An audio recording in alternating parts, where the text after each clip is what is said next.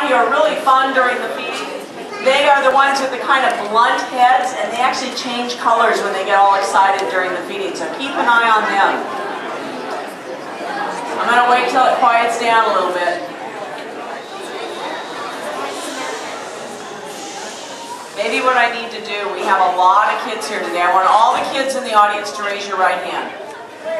I'm going to deputize you as my shushing sheriffs. If the people next to you start talking, just very quietly turn to them and ask them to shush a little bit. And that way it'll stay quiet, okay? All right. So during the feeding, the fast swimmers are the ones that we're targeting. Now the sharks, they get fed individually at different times during the day. The big ocean sunfish that's just coming up in the lower right-hand corner down here also gets fed individually, as does the turtle. So they may sneak in and try and snag a bite or two. Usually the turtle does, and often the ocean sunfish does. The sharks pretty much stay out of the middle of things during the feeding that's going to happen today. So, when it starts, it gets pretty exciting in there. The fish swim fast, the mahi-mahi change color. It's kind of like a sporting event. You can kind of think of me as your tuna caster here today. I'm here to give you the blow-by-blow of what's happening as it's happening. So, I'd like to talk for just a minute before we start about the key player in here, which is our tuna. I'd like you to point to the biggest tuna that you see in the exhibit right now. I think our big guy's right in the middle. I just see some white water where it's breaking the surface. That big tuna in there is a bluefin tuna, and we estimate its weight between 500 and 600 pounds. That's a big fish. But you know what? That's nowhere near the record. The largest bluefin tuna ever caught in the wild weighed over 1,400 pounds. Just imagine. Those are big animals, and they're fast. Tuna are some of the fastest fish in the ocean.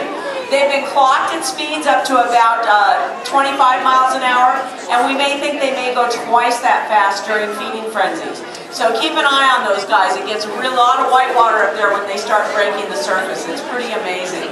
How many people here have ever enjoyed a tuna sandwich or a tuna salad? Yeah, raise your hands. You know, it's really amazing. Tuna is one of the most popular seafoods out there. And unfortunately, there's a price to that. The price is greater than that price on the can of tuna. Tuna populations worldwide are declining because of overfishing. And there's things that we can do to help protect them. It's very, very simple. I have over here what's called the Seafood Watch Card. You can think of it as a scorecard for the ocean. If you haven't picked one up today, be sure you do before you go home. And choose your seafood from the green list or the yellow list, and avoid what's on the red list. And that way, you can have a positive impact on the oceans by voting with your wallet.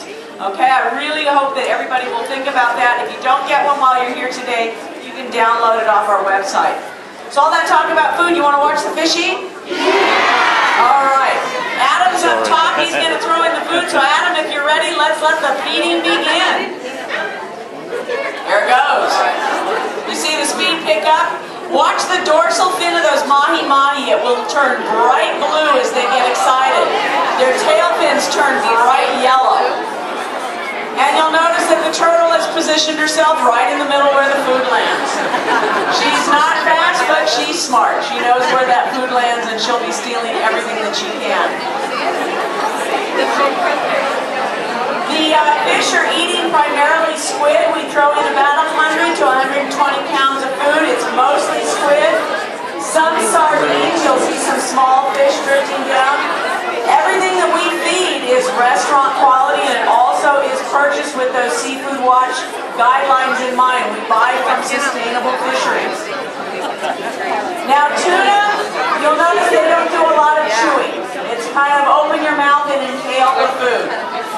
Tuna have very rapid metabolism. They're actually a warm-blooded fish, which means their body temperature can be up to 20 degrees warmer than the water they're swimming in.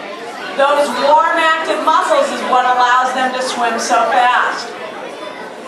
So they have to eat a lot of food, and they have to keep moving in order to breathe. As they move through the water goes in their mouth and over their gills, and that's what keeps their blood oxygenated.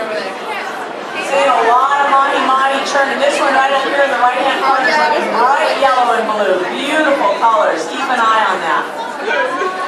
Now those little gold finlets on the the tail end of the tuna, those help to reduce drag, and so that helps them to be faster swimmers. Also, if you look really carefully, you'll see on the dorsal side, or the top edge of the tuna, you'll see a fin that pops up and then disappears, and pops up and disappears. That streamlines them so that they're more torpedo-shaped, but if they need it for maneuvering, they can put it out there when they need it. More squid coming in and disappearing really fast. You'll notice that almost none of the food makes it below the midpoint on the window. These are amazing predators out in the wild. They clean up the food before it ever gets to the bottom of the exhibit.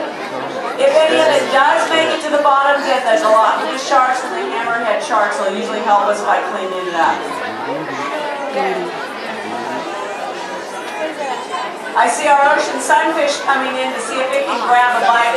Ocean sunfish are not a fast swimmer, so they just have to get lucky, and there it goes. In the wild, an ocean sunfish feeds primarily on gelatinous animals like jellies and foam jellies. What's truly amazing is these are the largest bony fish in the ocean, and they get that way eating food that's about 95% water. This one we estimate to weigh between 500 and 600 pounds, and the record size one was about 15 feet in diameter, which is almost as tall as this window, and it weighed 5,000 pounds. So even though this guy looks pretty big, it's still just kind of a baby. Maybe a teenager at best. You might also notice some green cubes coming in now. That's a gel mixture that we make up for our animals. It has a little extra vitamins and minerals in it. Although it doesn't look much like the fish can smell that it's food, and you'll see it get scarfed up by the tuna just as much as the squid and the sardines do. Oh, there goes the sardine very quickly. The barracuda are also feeding during this feeding, but if you look at the barracuda, they're the long, skinny guys. They have a much smaller body, they have slower metabolism, they simply don't need to eat as much. So they tend to swim around the perimeter of the feeding and pick off what little bit they need. They don't need to eat as much as the tuna. Oh, a shark almost got it. Galapagos shark just about got a piece of squid that changed its mind. Well, folks, I think I'll let you watch the rest of the feeding. It looks like all the fish in this exhibit were winners today. I hope that you'll pick up a seafood watch card so that you can be winners for the ocean as well. And thanks so much for coming today. If you have any questions, I'll stick around over here on the right-hand corner for a little while to answer questions. Enjoy the rest of your day here at the Monterey Bay